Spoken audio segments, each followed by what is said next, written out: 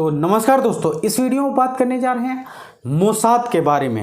Actually Mossad क्या है, क्योंकि हम द ग्राउंड में अपने चैनल पर मोसाद के 2 ऑपरेशन के बारे में वीडियो बना के डाल रखे हैं। एक तो मोहसिन फ़खरीज़ादे के ऊपर है, जो ईरानियन न्यूक्लियर साइंटिस्ट थे, और दूसरा जो था वो MiG-21 को कैसे मुनीर रेटफा की 60 गार्ड से उसको इजराइल में लैंड करा लेते हैं। तो दोनों किया वीडियो बना रखे हैं। तो आज हमने सोचा कि मोसाद के बारे में आपको बताते हैं। मोसाद एक्चुअली क्या है। तो मोसाद एक खुफिया एजेंसी है इजराइल की। अब इसका वर्क क्या है? एक्चुअली इसका वर्क है काउंटर टेररिज्म, क्योंकि इजराइल अगल बगल अपने दुश्मन देशों से घिरा हुआ है और उसका अगल बगल कोई साथी नहीं है। वो अपने खुद से, अपनी मोसाद से इतना ज़्यादा कैलिबर है कि वो सब लोगों को फेस कर लेता, वो भी अच्छे से, और विन होता खुद भी।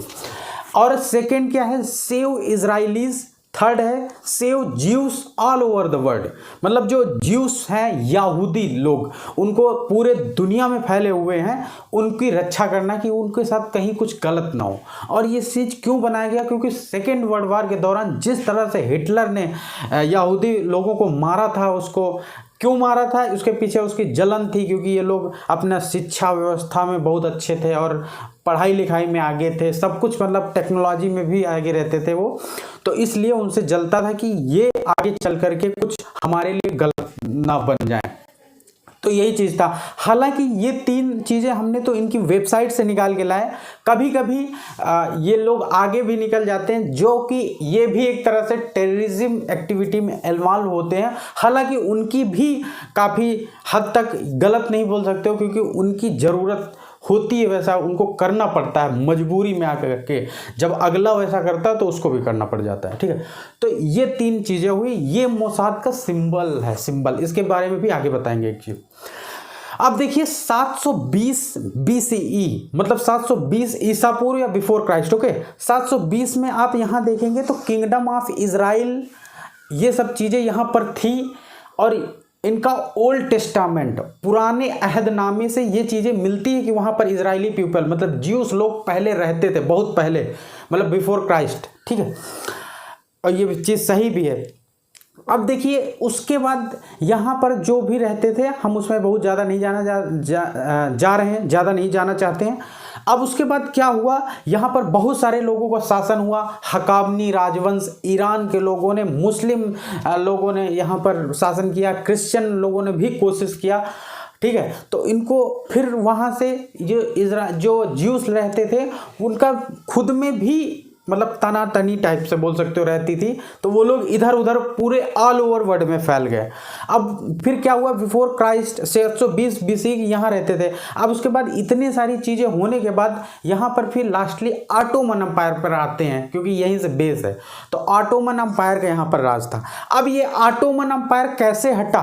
तो ऑटोमन अम्पायर का राज जो था, ये फर्स्ट वर्ल्ड वार में ब्रिटेन से अपोजिट साइड थे, और फर्स्ट वर्ल्ड वार में ब्रिटेन की ही जीत हुई थी, ये तो क्लियरली सबको पता है। तो फर्स्ट वर्ल्ड वार में इनकी जीत हुई, और 1920 में इसको ब्रेक करके ये इजिप्ट, तुर्की, सीरिया, और ये बीच वाला जो इजराइल है, फिलिस्तीन वगैरह इजराइल, ये सब अलग अलग करके बन गया। यहाँ पर जैसे टर्की हो गया, ये इजराइल हो गया, ये इजिप्ट हो गया। तो इनको अलग अलग बना दिया, कंट्रीज बना दिया, ये ब्रिटेन ने किया। और एक चीज़ और, 1917 2 नवंबर 1917 को बेलफोर डिक्लेरेशन, ये एक डिक्लेरेशन ब्रिटेन ने अपने गवर्नमेंट में किया था कि हम ज्यूस पीपल को, ज्यूस लोगों को इजराइल में ला करके बसाना चाहते हैं। तो इससे ज्यूस पीपल बहुत खुश हुए और उन्होंने इसका समर्थन किया कि हाँ, हम भी वहाँ बसना चाहते हैं, क्योंकि उनका कोई कंट्री नहीं है। मेन चीज़ तो प्रॉब्लम ये थी। तो ये बेलफोर डिक्लेरेशन है, इसके अंतर जो लिखा है वो वही चीज़ है, हम आपको बता दिए। ठीक, अब उसके बाद देखिए क्या होता है। इसकी वजह से लोग स्टार्ट करते हैं इजराइल यहाँ पहुँचना धीमे धीमे, 1920 से ही, क्योंकि 1917 में बेलफोर डिक्लेरेशन हो गया था और 1920 में वहाँ पर ब्रिटेन का कब्जा था। ठीक है, तो वहाँ पर जाना स्टार्ट कर देते हैं। अब यहाँ से ये देखिए, तो जैसे ये लोग यहाँ पर संकरण करके आ रहे थे, पूरी दुनिया में यहूदी ज्यूस पीपल फैल रखे थे, वो धीमे धीमे करके सब लोग यहीं पर इजराइल में आ रहे थे। अब यहाँ पर एक बीच में क्या चीज़ हुआ, 1939 से 1945 के बीच में, ये जो 1939 से 1945 के बीच में सेकेंड वर्ल्ड वार चला था, इसके आसपास जो ये हिटलर था, इतना क्रूरता से इनको ज्यूस पीपल को मारा था, मतलब उन्हीं से इनकी कुछ खुन्नस टाइप से थी कि केवल ज्यूस लोगों को इतना ज़्यादा सताया था, उनके प्राइवेट पार्ट काट देना, और उसके बाद जो गटर था वहाँ पे ज्यूस पीपल छिपने की कोशिश किए और वहाँ से उसने निकाल के मारा था। एक आइकमैन था, वो ऐसे सब बहुत सारी चीज़ें हैं, तो बहुत ढंग से मतलब इन्होंने ज्यूस लोगों को सताया था एक तरह से देखो तो।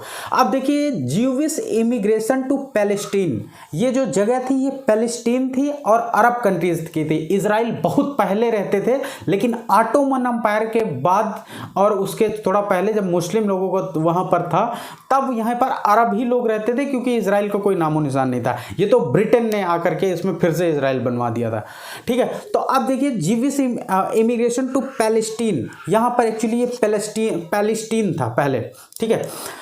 सबसे पहले इजराइल था, फिर उसके बाद इसको पैलेस्टीन नाम से जाना जाता था। अब देखिए ये 1920 से संकरण एक तरह से वहाँ पर लोग स्टार्ट हुआ आना, और ये 1945 तक 4 लाख लोग स्टार्ट हो गए। अब इस ग्राफ में जैसे देखोगे तो 1935 के आसपास जो इसका ग्राफ है, इनका इन्फ्लेशन अगर से आप कहोगे तो मतलब बहुत ज़्यादा रेट में लोग आ रहे थे। क्यों बहुत ज़्यादा रेट में लोग आ रहे थे? क्योंकि ये जो हिटलर था इतना खतरनाक तरीके से मार रहा था कि जो इजराइल के लोग कहीं भी रहते थे वो सोचते थे कि हमारे साथ भी ऐसा कभी हो सकता था। तो सारे के सारे लोग सब यहाँ पर इकट्ठा होने लगे और 4 लाख लोग 1945 तक आ चुके थे। अब अगर जैसे किसी भी धरती पर या फिर किसी टुकड़े पर थोड़ी पॉपुलेशन ज़्यादा होती तो टेंस सिचुएशन होती है, वैसे ही इन लोगों के बीच में भी होने लगा। पैलेस्टीनियन पीपल और इनके बीच में पैलेस्टीनियन पीपल इजरायली और अरब के लोग इजराइल के लोग, इन लोगों के बीच में लड़ाई स्टार्ट हो गई। पैलेस्टीनियन पीपल का सपोर्ट अरब वाले कर रहे थे, सब लोग, अब इसमें लड़ाई होने लगी। तो फिर यूएन इसमें दखलंदाजी करता है। अब आप इससे देख सकते हैं 1946 में पैलेस्टीन लैंड ग्रीन से है, ये देखिए ग्रीन से कितने ज़्यादा लैंड है, ठीक है। और जीविश लैंड केवल इतनी ब्लू थोड़ी थोड़ी से दिख रही होगी। तो 1947 में ये कंडीशन थी, 1946 में ये कंडीशन थी।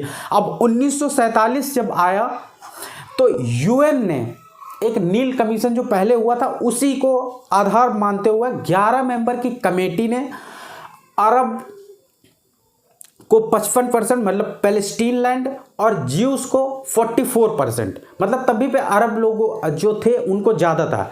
जेरूसलम 1% जो कि यूएनओ कंट्रोल करेगा, ठीक है, क्योंकि जेरूसलम थोड़ा धार्मिक उससे सबके लिए इम्पोर्टेंट है, तो उसको यूएनओ ने अपने कब्जे में कर लिया। अब ये जैसे ही हुआ तो जो अरब कंट्रीज थी और पैलेस्टीनियन पीपल थे उन्होंने इसको बहुत खतरनाक विरोध किया कि ये क्या है, बिल्कुल गलत कर दिए। मतलब जहाँ पर सोचो इजरायली की ज़मीन नहीं थी वहाँ पर तुमने 44% लैंड दे दी। देखिए ज्यूस लोगों को 44% लैंड उसने दे दिया था यूएन ने, तो इसको अपोज किए ये लोग। हालांकि यहाँ बहुत पहले इजरायली पीपल रहते थे, लेकिन अभी नहीं रहते थे जब उसने किया था 1946 के पहले वहाँ पर ऑटोमन एम्पायर था, वो तो ब्रिटेन की वजह से हुआ था। अब ये चीज़ हुआ तो इजराइल ने 14 मई 1948 को अपना इंडिपेंडेंट डे घोषित कर दिया और यूएन के फैसले को एक्सेप्ट कर लिया और अपना देश बना लिया, क्योंकि इनका कहीं देश नहीं था। सोचे चलो ठीक है यहाँ हमको बसने को मिल जाएगा।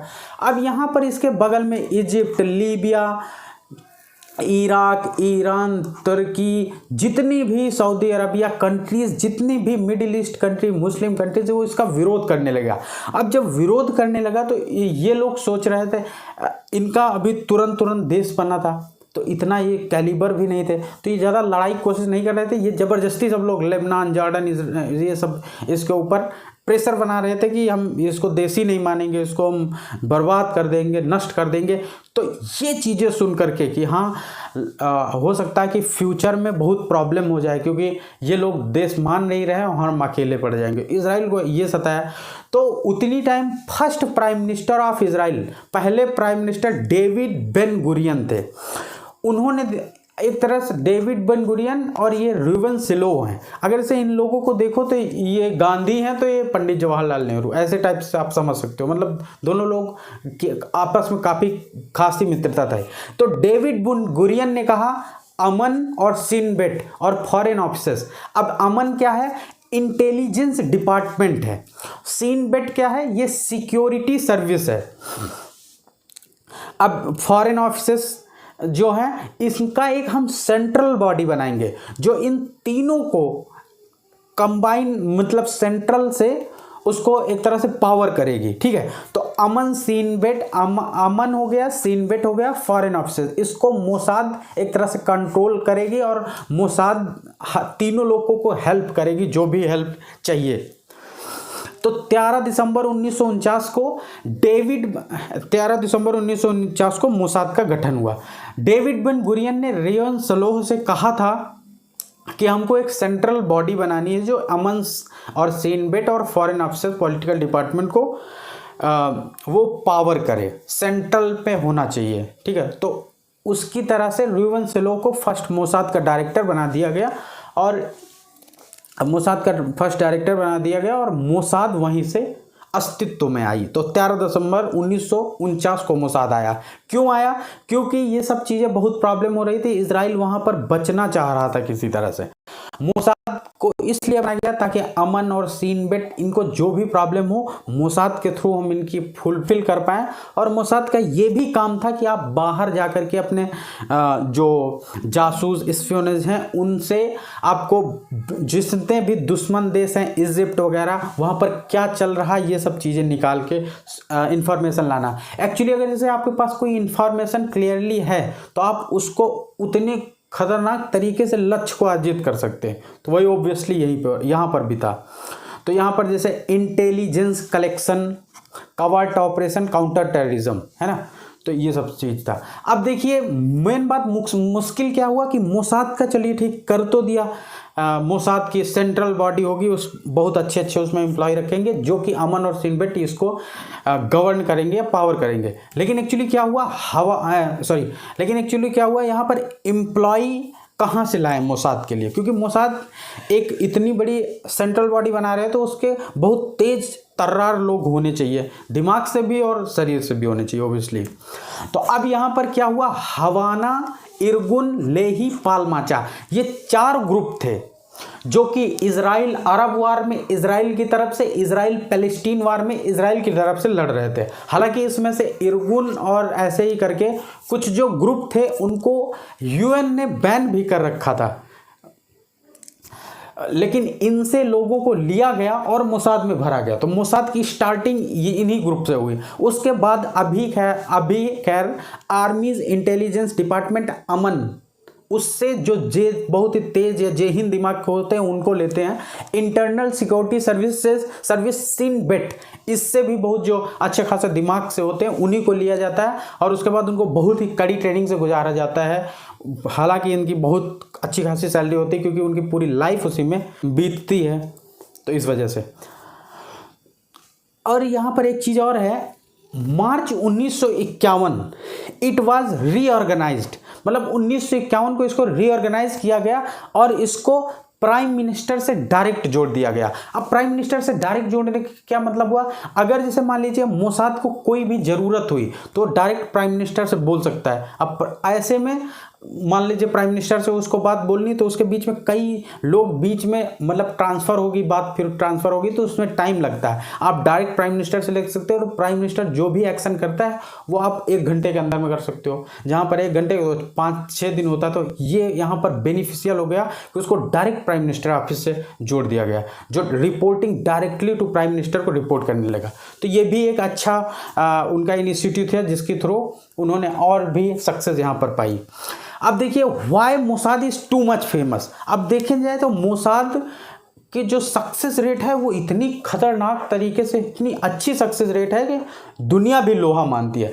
अब जैसे देखिए why Mossad is too much famous, तो यूनिट्स ऑफ मोसाद, अगर जैसे किसी वर्क को आप छोटी छोटी यूनिट्स में ब्रेक करके आप उसका लीडर बना देते हैं और आप उससे बोल देते हैं वर्क करने का, तो वो ज़्यादा एक्चुअली वर्क कर पाएंगे, ना कि आप बहुत बड़ी भीड़ को बोलोगे तो वो भीड़ किधर जा रही, कौन क्या कर रहा है, आप उसको टटोल भी नहीं सकते। तो वैसे ही इन्होंने बहुत सारी यूनिट बना रखी है, बहुत सारी यूनिट इसमें नहीं क्लियर मेंशन है क्योंकि उनकी इन्फॉर्मेशन नहीं है, बहुत सारी नहीं पता है। तो जैसे मेट सादा करके एक यूनिट है जो केवल अटैक, छोटी छोटी ग्रुप के होती है और ये एनिमी पर अटैक करने में माहिर होती है। एक किडोन ग्रुप है, ये बहुत डेंजरस होती है और आईडीएफ के जो एम्प्लॉय होते हैं, ऑफिसर्स होके, उनको इसमें लाया जाता है किडोन में। ये भी एक एसासिनेशन ग्रुप ही है। अब यहाँ पर देखिए जो वेंचर कैपिटल है, ये एक फंड, मतलब ये लोग रेज करते हैं। अब ये फंड क्यों रेज किया जाता? Fund for new cyber technology. Venture capital fund का महत्व क्या है? क्योंकि पेगासस, सब लोग जानते हैं कि कैसे पेगासस से आप किसी भी देश के किसी भी, मतलब कितना भी वो प्रोटेक्टिव इंसान है, उसकी आप जासूसी कर सकते हो। तो यहाँ से आप समझ सकते हैं कि वो क्यों वेंचर कैपिटल की इतना महत्वपूर्ण है। अब देखिए ऑपरेशन हार्पून, ये क्या है? क्योंकि ऑपरेशन हार्पून, उसके अगल बगल सब लड़ाई ही रहती है। तो जो टेररिस्ट है, कुछ होते हैं ना कि हम टेररिस्ट ग्रुप बना लिया और उसको उड़ाना चाहते हैं, तो उनकी जो मनी फंडिंग होती है उस नेटवर्क को वो डिस्ट्रॉय करने में लगे रहते हैं। तो ऑपरेशन हार्पून का ये वर्क होता है। हालांकि मोसाद का ये भी कहते हैं कि एक यूनिट है जो केवल केमिकल वगैरह पर ही वर्क करती रहती है, कि कैसे लोगों को मारना है ताकि उस पर नाम ना आए कि ये पॉइजन था या फिर कैसे मरा, तो वो नेचुरल डेथ टाइप की लगती है। पोस्टमार्टम वगैरह में ऐसी चीज़ें होती है। अब देखिए एनुअल बजट, एनुअल बजट जो एक चौंकाने वाली चीज़ है, 10 बिलियन शेकल। अगर जैसे आप डॉलर में, यूएस डॉलर में देखोगे तो 2.73 बिलियन यूएस डॉलर, तो ये बहुत बड़ी अमाउंट है। अब एम्प्लॉयज़ अराउंड 7,000 एम्प्लॉयज़, और इसके अलावा भी काफ़ी एम्प्लॉयज़, प्राइवेट एम्प्लॉयज़, उसमें फिर उनको जिनको यूज़ किया जाता है वो भी बहुत सारे एजेंट हो जाते हैं, ठीक है। तो 7,000 का इतना बड़ा एक तरह से एम्प्लॉय है उनके पास। अब यहाँ पर देखिए तो लेडी स्पियोनेज, जो ये देखिए तो लेडी स्पियोनेज, इसमें भी ये लोग, लेडी स्पियोनेज ने एक से एक महत्वपूर्ण भूमिका निभाई है मोसाद के सक्सेस रेट में। तो अब यहाँ पर देखिए, जैसे देखिए ये मोसाद की एजेंट है। अब ये देखो कोई अरब ही टाइप के लग रहे हैं बुढ़ो। अब ये खुद तो देखो, इनको क्लियरली पता ही नहीं चल पा रहा है कि ये हमारी जासूसी करने आई है, और वो बढ़िया बात करने में मस्त हैं, हाँ कि ठीक है सब। अब यहाँ पर इनको देखो, हालांकि ये एक मूवी से लिया गया लेकिन रियल पार्ट है। तो अब देखो इनको, देखो इनको ये समझा रही है, ये सोच रहे हैं कि हाँ ठीक है, इनकी आशिकी चल रही है अलग से। अब यहाँ पर देखिए तो अगर इसे ये देखोगे तो यहाँ पर देखो तो ये लोग कितना ही ज़्यादा, यहाँ पर अगर जैसे आप देखोगे तो यहाँ से आपको क्लियरली पता चलता है कि ये लोग कितना फिजिकली, मेंटली और कितना ये लोग फिट रहते हैं। अब यहाँ पर लेडी स्पियोनेज क्यों यहाँ पर सक्सेस रेट है, आप इस कहानी से समझिए। ये है क्रिस्टेन स्टीवर्ट, ये एक अमेरिकन मॉडल है। ये है मोहम्मद बिन सलमान, सऊदी अरब के क्राउन प्रिंस, सब लोग जानते हैं इनको अच्छे से। एक बार क्या हुआ कि क्रिस्टेन स्टीवर्ट को इन्होंने 15 मिनट के लिए केवल मिलने के लिए इन्होंने ऑफर दिया। तो क्रिस्टेन स्टीवर्ट ने कहा ठीक है, $5 लाख उन्होंने अपना कहा कि 15 मिनट के लिए हम चार्ज लेंगे। और इसने क्या किया, अपना प्राइवेट जेट भेजा इसको लाने के लिए। अब यहाँ पर इसकी बेशर्मी के हाथ देखो, $5 लाख इसने 15 मिनट के लिए दिए। और उधर क्रिस्टेन स्टीवर्ट ने क्या किया, इसके देश के जो लोग, जो गरीब पीपल थे, जो रेतीले तूफान से, मतलब जिसका घर नष्ट हो गया रेतीले तूफान से, मतलब वो जूझ रहे थे, उनके लिए इसने अपना इतना बड़ा दिल दिखाया कि $5 लाख उसमें डोनेट कर दिए। तो मतलब इसके एक तरह से देखो तो बहुत बड़ा तमाचा ही है कि तुम एक तरह से पैसा उधर वेस्ट किया और तुम्हारे यहाँ रेतीले तूफान से लोग मर रहे हैं। तो इसलिए, और क्योंकि अरब के जितने भी अरब के जितने भी बहुत बड़े बड़े सेठ वगैरह टाइप्स जो हैं ये सब फंस बहुत जल्दी जाते हैं। तो लेडी स्पियोनेज इसीलिए बहुत ज़्यादा यहाँ पर और सक्सेस थी। अब यहाँ पर तो आई होप यहाँ पर से आप लोगों को समझ में आया कि मोसाद क्या है। अब हम और कुछ खुफिया एजेंसीज के बारे में देख लेते हैं। जैसे रा है, रिसर्च एंड एनालिसिस विंग, ये इंडिया की है। अब जैसे मोसाद तो इजराइल, उसकी तो बात ही की है। CIA central intelligence agency America की है CIA। ISI Pakistan, ISI inter service intelligence, आपने काफ़ी बार नाम सुना होगा ISI। हालांकि ये ISI तो प्योर आतंकवादी समझो, क्योंकि ये हमेशा आतंकवादियों को मदद करता है और अनपढ़ गंवार जाहिल ISI में भरे रहते हैं। तो पाकिस्तान का ये ISI हो गया। और MSS ministry of state security China की है। हालांकि इसके बारे में ज़्यादा क्लियरली डिटेल में पता नहीं चलता, क्योंकि चाइना अपनी इंफॉर्मेशन को रिवील नहीं करता। अब ये जो M16 मिलिट्री इंटेलिजेंस सेक्शन 6 और सेक्शन, ये यूनाइटेड किंगडम की, ऐसे ही आप पढ़ लीजिए।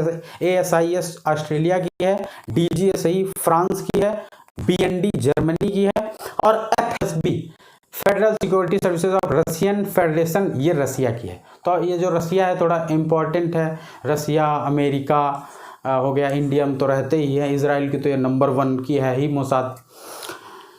यहाँ तक कि मोसाद से लोग सीखना चाहते हैं, CIA के, अमेरिका के लोग, इंडिया के लोग भी सीखना चाहते हैं मोसाद, क्योंकि वर्ल्ड में नंबर 1 स्पियोनेज उसको माना जाता है। तो आई होप आपको वीडियो अच्छा लगा होगा। प्लीज़ लाइक करिए और सब्सक्राइब करिए। आपको भी कुछ लगता है किसी टाइप का वीडियो तो कमेंट करिए। Thank you, bye.